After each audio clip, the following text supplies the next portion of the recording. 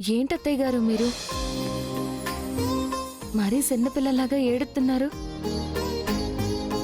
అసలు ఇప్పుడు మధుబాబుకి ఏమైందని చూడండి, రాజకుమారుల్లా నిద్రపోతున్నారు.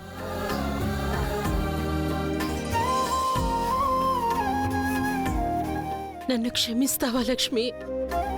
నాను మిమ్మల్ని క్షమించడం ఏంటత్తయ్యా? అసలేమైంది మీకు? లేదు లక్ష్మి, నీ విషయంలో నేను చాలా తప్పు చేశాను. నిన్నొక్కసారి కూడా అర్థం చేసుకోవడానికి ప్రయత్నించలేదు. కనీసం ఒక మనిషిగా కూడా నిన్ను చూడలేదు.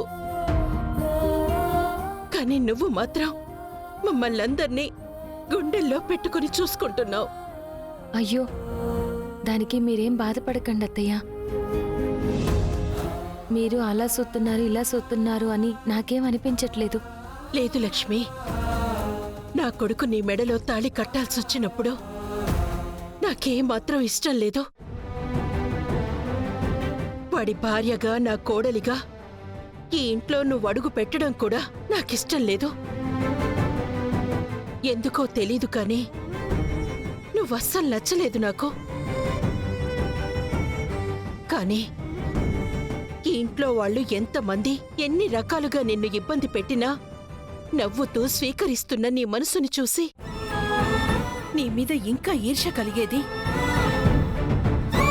వాడికి కష్టం వచ్చిన ప్రతిసారి వాణ్ణి కాపాడే విషయంలో నాతో పోటీ పడుతున్న నిన్ను చూస్తుంటే నా మీద నాకే అసహ్యం కలుగుతోంది.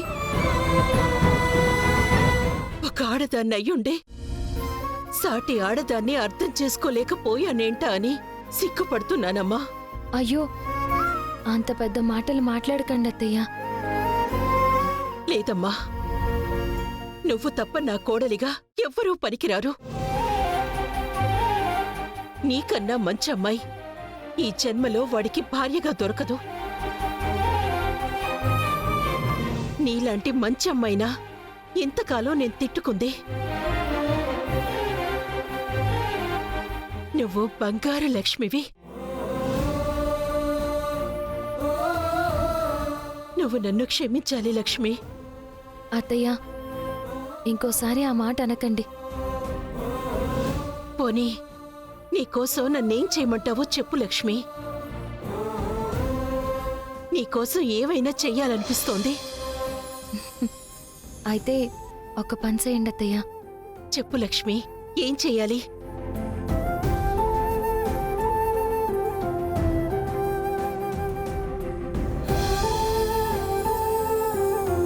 మీ కొడుకుతో నా జీవితం నాను కోరుకున్నట్టే అన్యోన్యంగా ఉండాలని దీవించండి అత్తయ్య.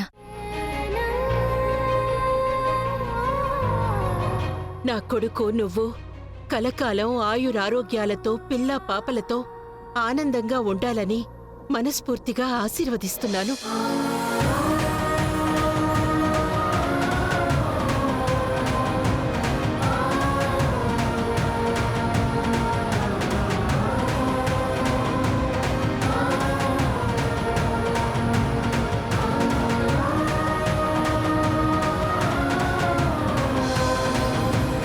సరేనమ్మా, మేడీ జాగ్రత్త.